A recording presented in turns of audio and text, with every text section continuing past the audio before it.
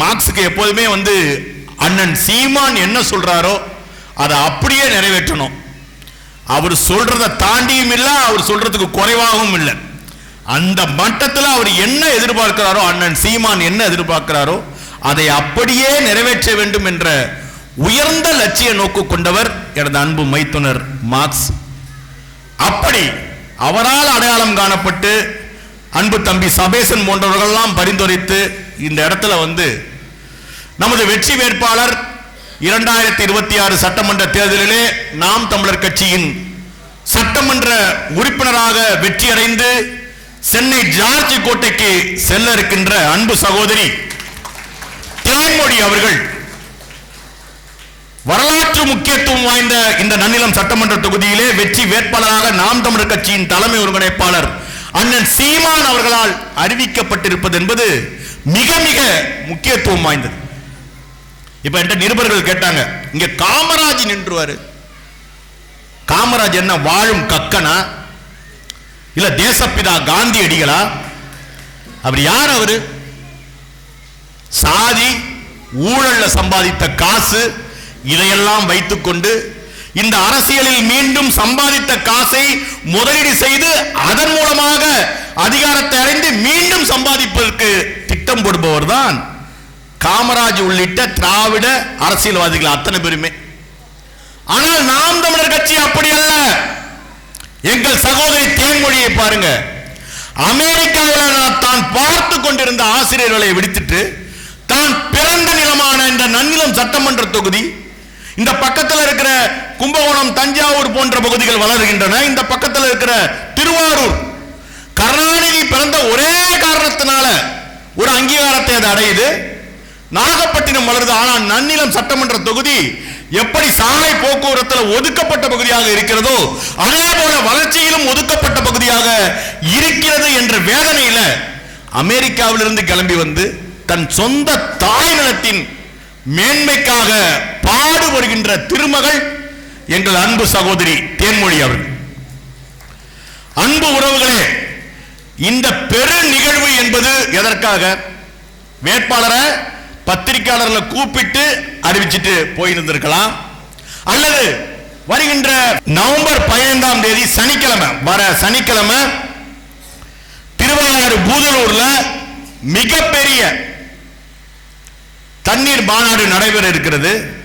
அந்த தண்ணீர் மாநாட்டில் அண்ணன் சீமான் தேன்மொழியை அறிவிக்க இருக்கிறார். அப்படி அறிவிக்கப்பட இருக்கின்ற அந்த சூழல்ல இந்த கலந்தாய்வு கூட்டம் இப்போது அவசரமாக எதற்கு கூட்டப்பட்டிருக்கிறது என்று சொன்னால், ஒரு பணியை தொடங்கும் போது நமக்குள்ளாக ஒரு உத்வேகத்தை ஏற்படுத்திக் கொள்ள வேண்டும். குறிப்பாக நன்னிலம் சட்டமன்ற தொகுதி என்பது ஒரு நீண்டகால அரசியல் வரலாற்றை கொண்ட பகுதி. இடதுசாரிகளும் திராவிட இயக்கங்களும் வலிமையாக காலூன்றிய பகுதி. ஆனாலும் ஒதுக்கப்பட்டு ஓரம் கட்டப்பட்ட ஒரு பகுதியாக தாழ்ந்து வீழ்ந்து கிடக்கிறது. தமிழ் தேசிய கட்சியான நாம் தமிழர் கட்சி இப்போது நன்னிலம் சட்டமன்ற தொகுதியிலே ஒரு வலிமையான அமைப்பாக திகழ்ந்து கொண்டிருக்கிறது.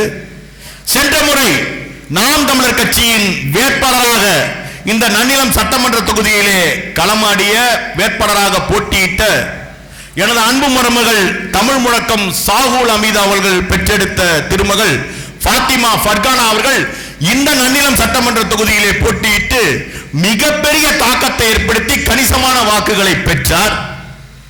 இப்போது உறுதியாக வெற்றி அடைகின்ற நிலையிலே அமெரிக்காவிலிருந்து தன் சொந்த தாய்நிலத்தை காப்பதற்காக வந்திருக்கின்ற சகோதரி தேன்மொழி அவர்கள் நாம் தமிழர் கட்சியின் வேட்பாளராக இங்கே போட்டியிட்டு பழுத்த பழங்களை இந்த காமராஜ் போன்ற தாங்கள் தான் வெற்றி பெற போகிறோம் என்ற ஆணவத்திலே இருப்பவர்களை தோற்கடித்து நன்னிலம் சட்டமன்ற தொகுதியிலே ஒரு மாபெரும் வெற்றியை, வரலாற்று வெற்றியை, தமிழ் தேசிய வெற்றியை இப்போது தேன்மொழி அவர்கள் பெற இருக்கின்றார்கள் என்ற இந்த வரலாற்று செய்தியை நமக்குள்ளாக உருவாக்கி கொண்டு இந்த தேர்தல் களத்திலே மிகுந்த உற்சாகத்தோடு நாம் போட்டியிடணுங்கிறதுக்காக தான் இந்த கலந்தாய்வு கூட்டம் ஏற்பாடு செய்யப்பட்டிருக்கிறது. எனக்கு பின்னால் பேசக்கூடிய ஐயா மருத்துவர் பாரதி செல்வன் பல்வேறு எண்ணங்களை, திட்டங்களை உங்களோடு பகிர்ந்து கொள்வார். ஏனெனில் ஐயா இளரா பாரதி செல்வன் அவர்கள் தமிழ்நாட்டிலேயே மிகச்சிறந்த கள போராளியாக அறிவிக்கப்பட்ட வேட்பாளர்களில் தொடர்ந்து கள போராளியாக நின்று இப்போது அறிவிக்கப்பட்ட நாளிலிருந்து இந்த நாள் வரை அவர் தொடர்ந்து இயங்கிக் கொண்டிருக்கிறார். இப்ப இன்னைக்கு கூட கூப்பிட்டேன், வாங்கய்யா அந்த தண்ணீர் மாநாடு நடைபெறுகிற இந்த பூதலூர் பகுதிக்கு போய் பார்த்துட்டு வந்துடும். ஐயா நீங்க போயிட்டு வந்துருங்க, மாலை எனக்கு எனது தொகுதி வாக்காளரோடு ஒரு சந்திப்பு நிகழ்ச்சி இருக்கிறது, நான் அங்க போகணும் அப்படின்னு சொல்லி அவர் திட்டமிட்டு தன் பணிகளை வகுத்துக் கொண்டு ஒவ்வொரு கிராமமாக போய் ஒவ்வொரு வாக்காளரையும் அவர் சந்தித்துக் கொண்டிருக்கிறார். ஐயா இளரா பாரதி செல்வன் மன்னார்குடியிலே புகழ்பெற்ற இருதய நோய் நிபுணர். அவர் நினைச்சிருந்தா அவர் வயசுக்கு அவர் என்ன பண்ணிருக்கலாம், 2 பிள்ளைக்கு கல்யாணம் பண்ணி கொடுத்துட்டாரு. வருமானம் தரக்கூடிய ஒரு அருமையான ஒரு மருத்துவமனை அவருக்கு இருக்கு. ஒரு வயசான காலத்துல அமைதியா நிம்மதியா உட்கார்ந்து கொண்டு அந்த ஏசி அறையில வரவங்கள்ட்ட மென்மையா பேசிக்கிட்டு கொடுக்கிற காசை வாங்கி பாக்கெட்ல போட்டுக்கிட்டு நிம்மதியா இருக்கலாம், நிம்மதியா இருக்கலாம். யாரும் அவரை கேட்க போறதில்ல. இப்ப நானே போய் ஐயா அப்படின்னு வரீங்க, தண்ணீர் மாநாடாங்கய்யா, இந்தாங்கய்யா என்னால் முடிந்த நன்கொடை வச்சிங்கய்யா, மகிழ்ச்சிங்க, நான் அன்னைக்கு முடிந்தால் நேரம் இருந்தா வரங்கன்னு சொல்லிட்டு எங்களை அனுப்பி வைக்கலாம். அதெல்லாம் இல்லாம ஒரு மனிதன் இரவு பகல் பாராது லட்சிய வெறியில அவர் அலையிற காட்சி இருக்கு பாருங்க. நான்லாம் ஒரு முறை வெளியூருக்கு போயிட்டு வந்தாலே எனக்கு உடம்பு சரியில்லாம போயிடுது. ஆனா ஐயா சென்னையிலேருந்து போயிட்டு வராங்க, மாலை நேரத்தில் வாக்காளர்களை சந்திக்க போறாங்க. எப்ப எந்திரிக்கிறாங்க, அவங்க எப்ப தூங்குறாங்கிறதே தெரியலங்க. அப்படி ஒரு வேலை. அவருக்கு என்ன நோக்கம் இருக்க முடியும் இந்த அரசியல்ல? மன்னார்குடி எம்எல்ஏவாக ஆகி ஒரு டிஆர்பி ராஜா மாரி நாமும் பஸ் ஸ்டாண்டு கட்டுவோம், அதுல கோடி கோடியா காசு அடிப்போம், நாமும் பாமணியில இருக்கிற மண்ணை அள்ளுவோம், அதுல திருடுவோம் அப்படின்னு அவருக்கு என்ன ஏதாவது இருக்கா? இல்ல மீண்டும் ஒரு சாராய ஆலை மாரி, ராஜா கட்டுற சாராய மாரி தன் பங்குக்கு தானும் ஒரு சாராய ஆலை கட்டுவோங்கிற நோக்கம் இருக்கா? அவருக்கு போதுமான வருமானம் அவர் பெற்ற கல்வி மூலம் அவர் அடைந்து கொண்டிருக்கிறார். ஆனா அவருக்கு ஒரு லட்சியம் இருக்கிறது, தமிழர் நாட்டை தமிழன் ஆள வேண்டும் என்கின்ற லட்சியம் இருக்கிறது. தமிழ் தேசிய இனம் இறையாண்மை பெற்ற இனமாக மாற வேண்டும் என்கின்ற லட்சியம் இருக்கிறது. நம் தேசிய தலைவர் மேதகுவே பிரபாகரன் அவர்கள் எந்த கனவிற்காக இறுதி வரை சமரசம் இல்லாமல் போராடினாரோ அந்த நோக்கம் லட்சியம் நிறைவேற வேண்டும் என்று அவருக்கு நோக்கம் இருக்கிறது. அந்த லட்சிய நோக்கம் தான் அப்படிப்பட்ட பெருமகனை உறங்க விடாமல் இயங்கிக் கொண்டே இருக்கிறது. அப்படித்தான் அம்மையார் தேன்மொழி அவர்களும் அமெரிக்காவில் நிம்மதியா புருஷனோட இருக்கலாம், நல்லா இருக்கலாம். அமெரிக்கா நாடு சகல வசதிகளோடு உடைய நாடு, உங்களுக்கு தெரியும், மேலை நாடு. நிம்மதியா ஒரு ஆசிரியர் படி பார்த்துக்கிட்டு இருக்காங்க. ஆனா அங்க அந்த வேலையை அவங்க ஒழுங்கா பார்த்துக்கிட்டல. யூடியூப்ல பாக்குறது, சமூக வலைதளங்களை பார்க்கறது, நன்னிலம் தொகுதி ஏன் மட்டும் ஏன் இப்படி இருக்கு, நம்ம ஊர் ஏன் இப்படி இருக்குன்னு அங்க நினைச்சு கவலைப்படுறது. அப்ப அந்த கவலைக்கு ஒரே ஒரு மருந்து என்ன? சமூகத்தை பற்றி சதா நினைத்துக் கொண்டிருந்த அந்த திருமகளுக்கு ஒரே ஒரு வாய்ப்பு, அண்ணன் சீமான் தலைமையில நாம் தமிழர் கட்சியில் இணைந்து தன்னை ஒரு போராளியாக ஒப்படைத்து விட வேண்டும் என்ற நோக்கத்தில் அவங்க நேரடியாக அமெரிக்காவிலிருந்து கிளம்பி வந்து இப்போ நாம் தமிழர் கட்சியின் வேட்பாளராக அண்ணன் சீமானால் அறிவிக்கப்பட்டிருக்க. நம்ம சுத்தி இருக்கிறவங்க எல்லாம் எப்படிப்பட்ட ஆட்கள்னு பாருங்க, எப்படிப்பட்ட ஆட்கள்னு. இவங்களுக்கு மத்தியில் நம்ம வாழ்ந்துட்டு இருக்கோம். நான்லாம் ரொம்ப பயந்து பயந்து வாழ்றதுக்கு காரணமே, உழைக்கணுங்கிற எண்ணம் வரத்துக்கு காரணமே ஐயா இளரா பாரதி செல்வன், அம்மையார் தேன்மொழி போன்றவர்கள் தான் காரணம். ஏன்னா அவங்களுக்கு 1008 வாய்ப்புகள் இருக்கின்றன. வேலை இல்லாம அவங்க அரசியலுக்கு வரல, தேவை இல்லாம வரல, அவங்களுக்கு வாய்ப்பு இருக்கு. சோறு கிடக்காம சாப்பிடாம இருக்கிறதுக்கு பேரு விரதம் இல்லைங்க, அதற்கு பேரு பட்டினி. விரதங்கிறது வீட்டில் அறுசுவை உணவும் இருந்த போதும் சாப்பிடாம இருக்கிறது, அதுதான் விரதம், அதுக்கு பேர் தான் நோன்பு.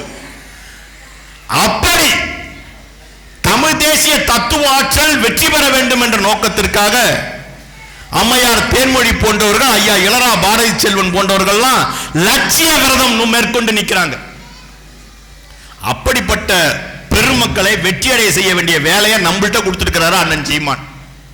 நம்ம தமிழ் தேசிய இனத்தில் ஒரு பெரிய சிக்கல் இருக்கு. நன்னிலம் தொகுதியில் மட்டும் இல்ல, எல்லா தொகுதியிலும் நான் பெரியவன் நீ பெரியவன்,